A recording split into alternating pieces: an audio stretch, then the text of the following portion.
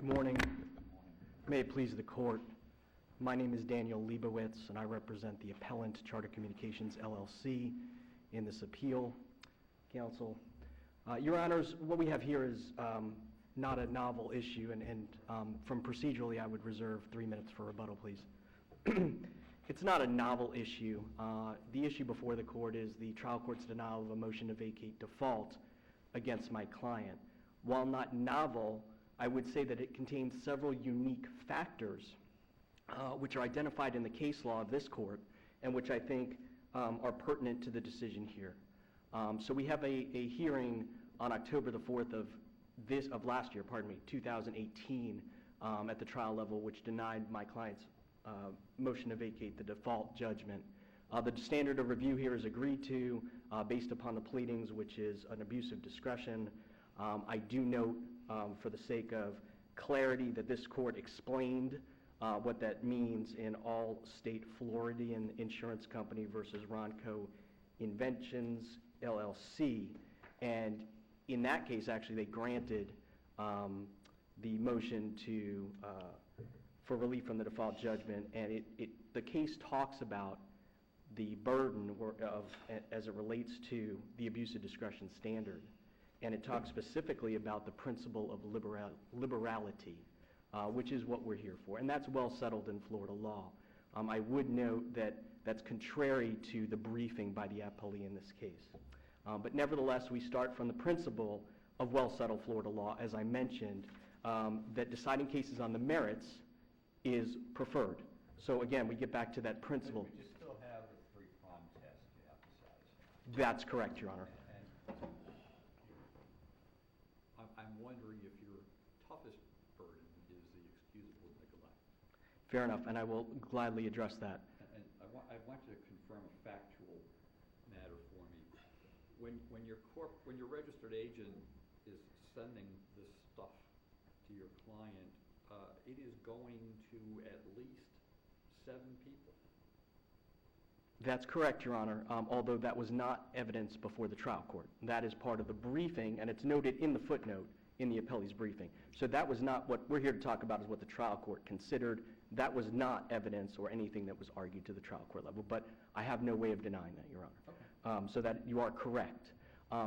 We do have the principle, and of course, too, which is well settled in this district, which is that any reasonable doubt should be resolved in favor of vacating the default. And in this case, and allowing a trial on the merits, and in this case, we have several factors. The most significant one is what would have happened if the default motion or the clerk's default had been served on my client. That was never done. And frankly, Your Honors, I've reviewed case after case after case, including case law from this circuit, of course. Every one of them indicates that the order or the motion was sent. That never happened. And the significance of that is paramount. It is paramount because the word default sets off fireworks. We know that as lawyers in the general context. But you know what, Your Honors? We know that even more as it relates to this case. And here's why. I'm going to explain to the court the 2 tracks, and it's well briefed in the affidavits as well as in our brief and reply brief.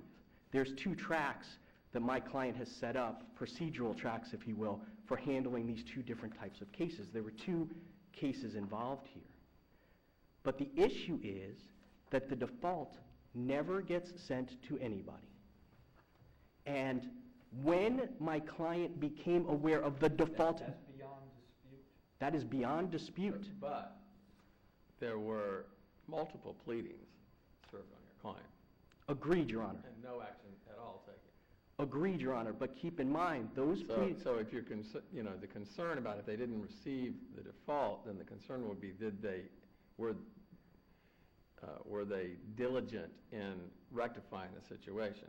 Yes, Your Honor. But that doesn't go to the excusable for neglect for failing to respond to any of the pleadings at all. I would say that the issue... What caused the entry of the default? I would argue that they are additional factors that this court has to consider. Both. So the fact that the default was not served on your client was excused its failure to respond to the pleadings? No, Your Honor, there's no excuse for not responding to So the... if there's no excuse for not responding to the pleadings, how do you get out of the default? Because, Your Honor, excusable neglect, in general, what I meant to say was every pleading should be responded to. We know that. We know that as lawyers. There is standards under the law of excusable neglect. Things going awry, a situation going awry, which is exactly what happened here and which is directed from the case law. But what we have here is we have a situation where the default judgment, so one of the concerns at the trial court level was all of these documents were served, as Your Honor, Northcutt clearly sets forth just in your question. And I agree with you. The problem is each one of those documents says notice of hearing. No, it doesn't. The service document that is part of the appendix here explains within the notice of the hearings, and I'm looking at the one filed on May 14th, 2018, which preceded,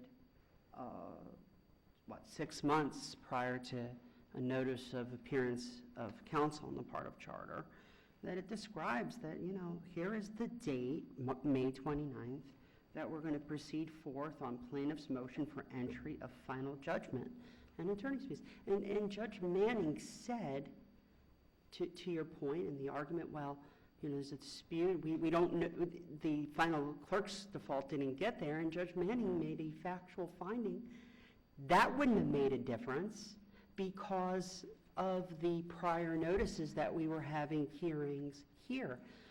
Excusable neglect doesn't go towards a corporation's lack of properly tracking things here.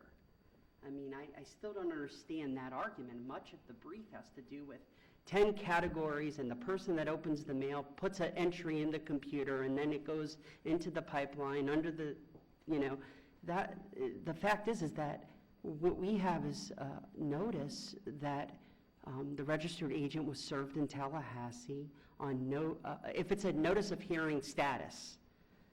Maybe that argument's better, but we're talking about a final judgment here. Understood, Your Honor. So tell me, that you're suggesting to us a per se rule then. You're suggesting a per se rule that says that unless the clerk serves the default on the defaulted party, that's it. Judge, and just for what it's worth, I'm not blaming the clerk. They had counsel. Counsel served everything, except for the clerk's default, except for the default motion. I don't know why. All I can tell you is, again, by looking at all the case law, everything seems to be tethered to the issue of when the default is actually served, whether it be a motion or an order. Mm-hmm. As it relates to the notices of hearing, Judge, excusable neglect, you read the first 3 words. This is your job. You're sitting there, you're processing these documents. That's what you do. Charter is a multi-state national company. I think it's the second largest cable communications company in the country. The first 3 words are in the circuit. I'm sorry? In the circuit court of the 13th Judicial Circuit of Florida. Sure. Newman versus Charter Communications. Understood. So continue with your argument. Oh, sure, Judge. We have 5 people, as outlined in the affidavits, at Charter, one of whom is dedicated to the entire state of Florida. So she's looking at these documents. She sees notice of hearing. She knows that it's been sent to ESIS before because, of course, the summons and complaint were initially served back in December of 2017. But the challenge I'm having a problem with is, and I understand the system you set up, and Sure. on its face it seems reasonable, but there's an entry error made. So it goes into workers' comp never land. Correct. And I don't understand why it keeps going there and no one picks up. It seems that there's something wrong with what would otherwise be a good system. Your Honors, we don't, unfortunately, we don't know the answer to that, Judge Because Lewis. nobody in workers' comp Neverland reads what comes in. I think that would be an overstatement, Your Honor. I think. Must have been what happened here. Well, I mean, nobody said, hey, wait a minute, this doesn't belong here.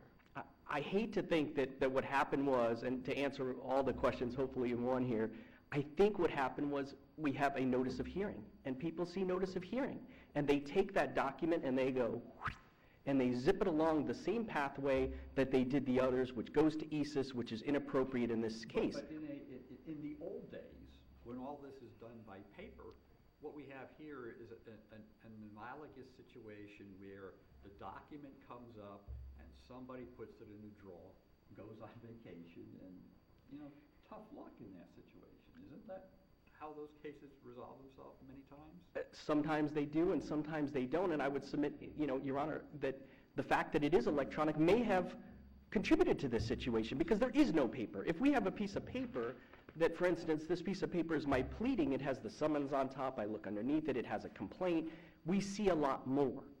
So these notices of hearing get zipped along, but you know what stops the process? What stops the process is the word default.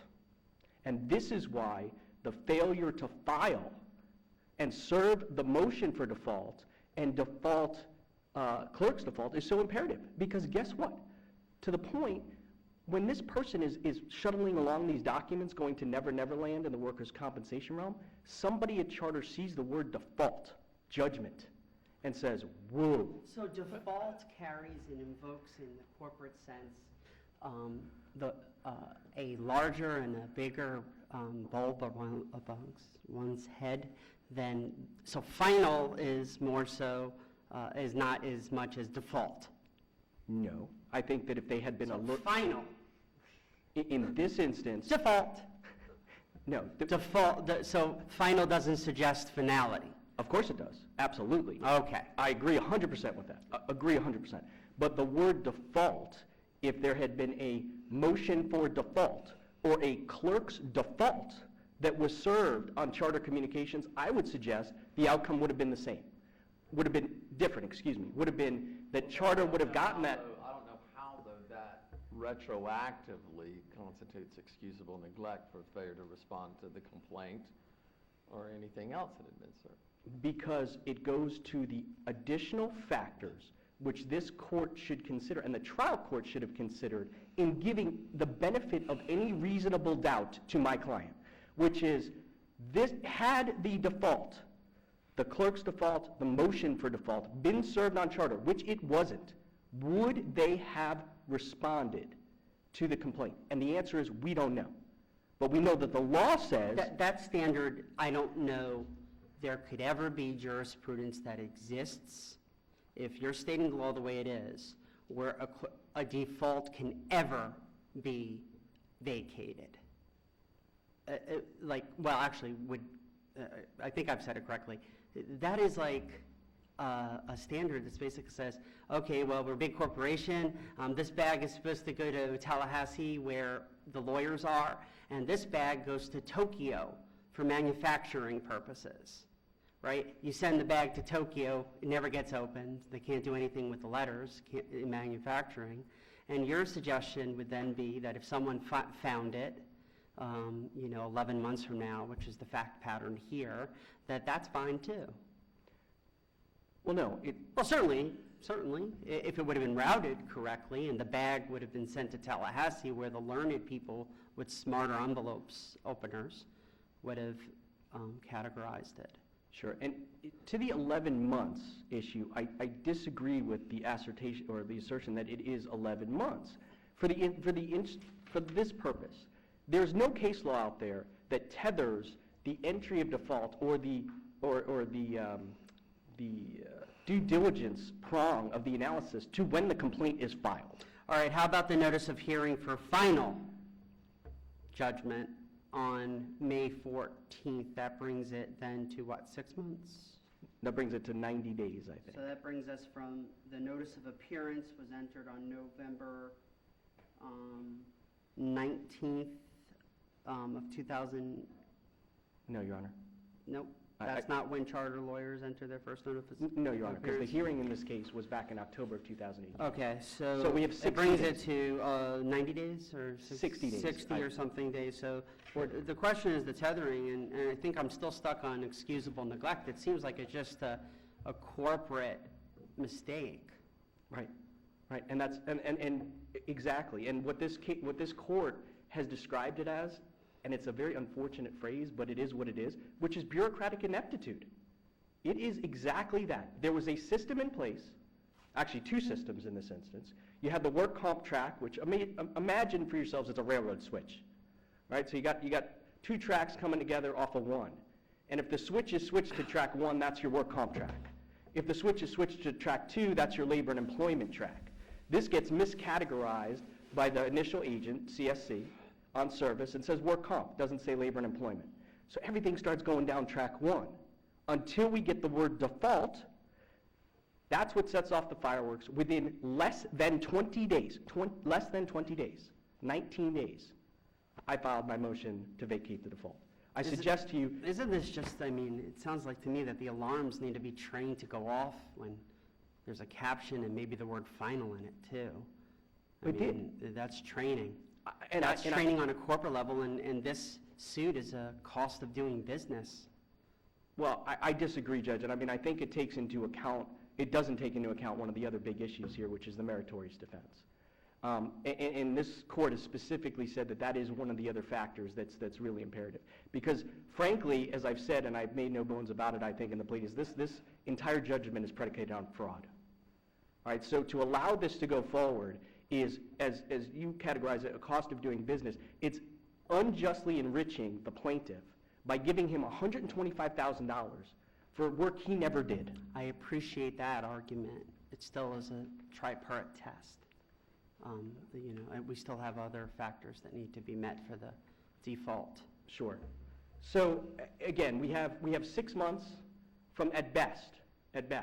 We have the case is filed. There's a 6-month delay for reasons unexplained. Nothing happens in the case for those 6 months. Then the next document that serves on charter is May 17th of 2018. All right, and we make our appearance within 90 days. I apologize. I said 60 before. You're correct, Your Honor. 90 days of that is when we make our appearance. So again, getting back to it, we have a situation where we have two tracks in mind. There's two procedural corporate avenues to handle these things. It gets set off the track initially by the corporate servicing agent. It's going down the wrong track. The word final default or default comes up, and we get on it immediately and move to vacate the default in this case. You're into your rebuttal time, Mr. Leibowitz, but use your time as you wish. Okay, thank you. I'm just going to continue since I know that the concern here is with the excusable neglect. And if you read the pleadings and you read the affidavits clearly, which are in the record, Track 1 is a 5-step process. Track 1 goes through many more people, including a third-party administrator, which handles insured claims. This is an uninsured claim. You've got a two-step process with respect to labor and employment. Those are handled internally by Charter. When Charter received that final judgment, they did exactly what they said they would do during the process, or as laid out in the process of getting counsel immediately. But the reality is that the system just simply didn't work. It was a system gone awry.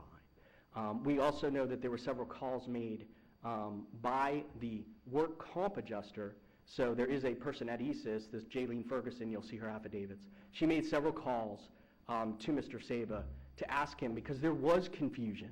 I don't think it just simply fell by the wayside. I think there was confusion. She thought it related to the work comp case. She looked at it, she called, she never got a response. So I think she tries to make some sort of assertion of what was going on. She gets no response and then takes no further action of this as it relates to doing anything with it. So I think we've got, the case law, which establishes procedural failings, which is a lack of diligence. Perhaps it's not, in carefully reviewing the documents as we would have hoped. We would hope that it would go beyond seeing the words notice of a hearing. We would hope that it would have looked into the substance of the documents themselves and said, hey, wait a minute, this is a notice of hearing with respect to a default issue. But unfortunately, it didn't get that far. And it's not an ignorance of Charter's legal obligations, which is what the case law envisions and what the case law discusses. I mean, even in the SB Partners versus Holmes case, which we rely on from this district in 1985, some of the important things that are like this case is you had both a workers' compensation case and a personal injury case running side by side. The documents get lost for a total of 75 days. They get lost if you add up the time periods that are in here. Interestingly, in that case, guess what it was that set the fireworks off? The plaintiff got a motion for default, something that never happened in this case. And I have looked and looked and looked for any case that doesn't involve service or of a motion for default or a clerk's default, and I have been unsuccessful in finding them. But the court said, this court further found that the plaintiff's related workers' compensation claim, quote, added an understandable delay and confusion. Thus, the court concluded that, quote, while the above facts might suggest bureaucratic ineptitude on the part of the defendant, we cannot say that they demonstrate culpable or gross negligence. That is the case that you have before you here today. I've mentioned the meritorious... Wrap it up, Mr. Leibowitz. Okay, thank you. I rest on our briefs, both in the primary brief as well as the reply. Thank you. Mr. Saba?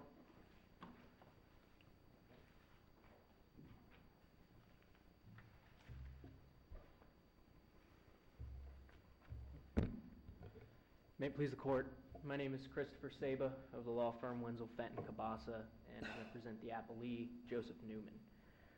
The issue on appeal is whether the circuit court abused its discretion in denying the appellant's motion to vacate the default and final judgment. This court should affirm the 13th Judicial Circuit for two reasons. One, the trial court did not abuse its discretion in finding that the appellant did not demonstrate excusable neglect in failing to file a responsive pleading. And second, that this court should find that the trial court did not abuse its discretion in determining that the appellant did not act with due diligence upon seeking relief from the default. And I want to start with the SB Partners versus Holmes case that counsel ended with, because I think it's distinguishable on the facts. Yes, there was a workers' compensation case that added to some confusion, but it wasn't the receipt of the motion for default that triggered an alarm in that case. A careful reading of those facts showed that on September 4th, the defendant in that case was served with a complaint and summons. It was filed away inadvertently in workers' comp. But that individual, his name was Mr. Halpern, determined that this doesn't look right. And I work in workers' comp, but this doesn't look like the case that we've been dealing with. And he contacted his insurance broker, Mrs. Crude. Mrs. Crude said, send me the documents. She gets on the phone with an Aetna representative, Mrs. Pavlovsky. These three put their heads together, and they determine, yes, there was a complaint filed. They continue to look, and they say, okay, now a default's been filed. We need to move to vacate this. And within that time frame, there were multiple communications back and forth among those three individuals. Multiple phone calls, multiple mail correspondence, physical mailing correspondence. This case was in 1984. And they're doing their due diligence to figure out what's wrong in this case.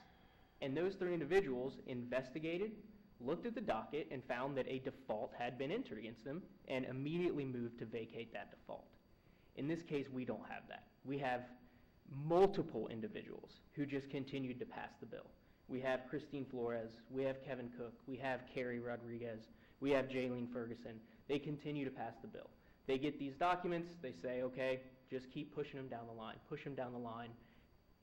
But nobody took the time to investigate what's happening. Why am I continuing to get these pleadings that aren't in front of a JCC? They don't say JCC at the top, they say 13th Judicial Circuit.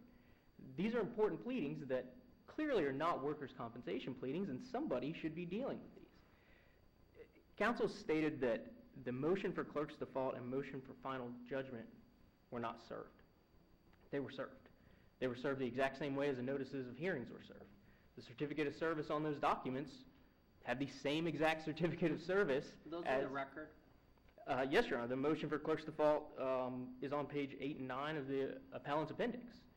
Service of process is the exact same as the notices of hearing. So those go to who? Those went to CSC as well. The same place that the complaint or the amended complaint was served on, the same place that all three notices of hearing were served. I don't know why they think they didn't get them, but they were served. There's no way to know what happened to them. I assume they went down the same channels as the notices of hearing, but they were served. Those certificates of service show they were served. And further, Judge Manning below would not have entered the final judgment in the first place if there wasn't evidence that a motion for clerk's default and default were entered, filed and served, and a motion for final judgment was filed and served with the supporting affidavits. The case of SB Partners is distinguishable, as we've discussed, and this court should follow the line of cases that come from Otero versus Geico, and that involved Hurley versus Geico, both from this court, as well as Beaker versus National City Bank. That was out of the 4th DCA. And in Otero, this court looked to the 9 pleadings filed from service of the complaint to the motion to vacate, to hold that there was no excusable neglect because of the showering of pleadings. And that line of cases, that showering of pleadings, is what this court should follow here. There were 7 pleadings filed. In Hurley, there were 6 pleadings filed. We have a showering of pleadings here. It doesn't matter that, say that they didn't get the motions. Those notices of hearing should have set off the alarm. And they didn't. There were 3 of them. After 3 notices of hearing, they still did nothing. No one showed up at any of those hearings, and when the hearing was finally held on the motion for final judgment, there was still nobody there. They had ample opportunity to investigate this and remedy this situation, and it just was not done in this case. In Beaker specifically, this court held that the inaction to respond to a complaint alone might constitute excusable neglect, but given the business system in place for responding to lawsuits, the complaint filed with multiple correspondents sent to the defendant constituted gross negligence. And what the court further elaborated on in Beaker was that missing the complaint and the correspondence is not evidence of a system gone awry. It's a broken system altogether. And that's what we have here. We have a broken system. Charter system is broken. There's no plan B. There's no way to remedy this sort of situation. It would continue to happen and continue to happen. They've admitted that they would get these documents, move them along, and do nothing further.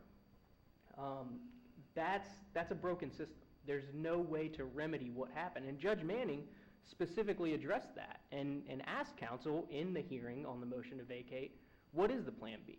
What happens how do you remedy this situation? So Judge Manning, explored those facts, explored those avenues, and therefore he did not abuse his discretion in coming to the conclusion that he came to. So I found in the record, appendix page 9 of Charter's petition, the motion for clerk's default, using the word default, was indeed served. The certificate of service is dated February 1st, 2018, to Charter at the same Tallahassee address. Yes, Your Honor. Thank you. Thank you. So I want to address the Jaylene Ferguson issue in the case. Jaylene Ferguson filed an affidavit along with their motion to vacate that she contacted me. She did. She left me, I know there was 1 voicemail, there may have been 3. I might have called her back, I don't know.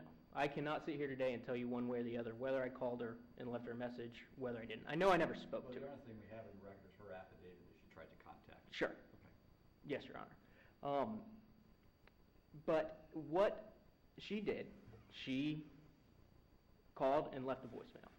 It is strikingly similar to what happened in the Otero case. When Geico, at one point after one of the 9 pleadings, sends a letter to counsel for Mr. Otero trying to figure out what's going on in the case. And upon no return, no reply from that letter, did nothing further. And Jaylene Ferguson admitted in her affidavit that she did nothing further. And that issue in Otero led to the holding, because Geico could offer no explanation why this procedure did not trigger an investigation as to the source of the pleading or result in some sort of follow-up procedure when additional information was not forthcoming.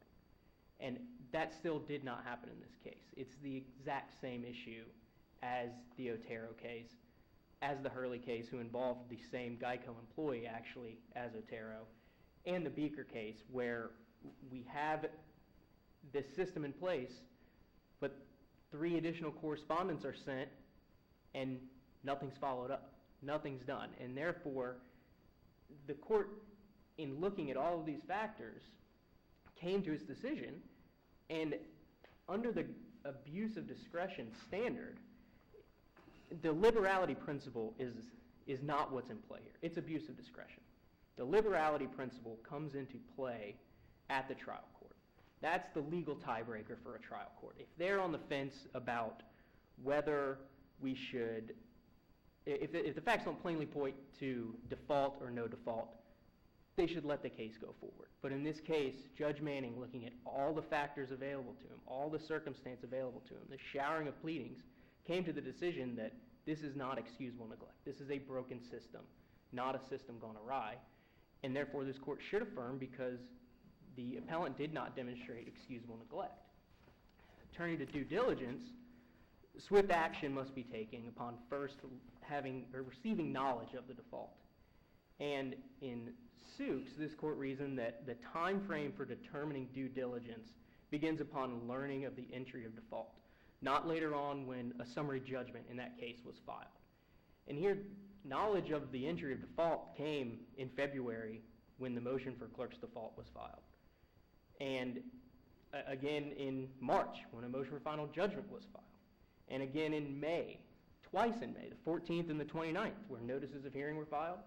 And again in June, on June 20th, when the 3rd notice of hearing was filed.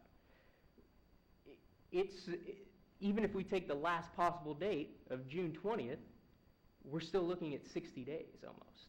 And that's not due diligence. In Allstate, this court further reasoned that the standard of reasonableness in due diligence requires the court not only to consider the duration of the delay, but also any other factors that might bear upon the issue of reasonableness. And citing to Otero, this court brought back in the issue of the showering of pleadings and found that the trial court did abuse its discretion in finding that the defendant acted with due diligence in that case after a 7-week delay, given the shower of pleadings served upon the defendant after the entry of default. It's the same issue here. Those pleadings were served on them. They didn't take any action. That's not due diligence. They had knowledge of the default at that time and did not act. It's not the final judgment that is the standard. The court has to look at when the entry of default came in, when knowledge of the default came in. And at the very least, it's May 14th upon the first notice of hearing.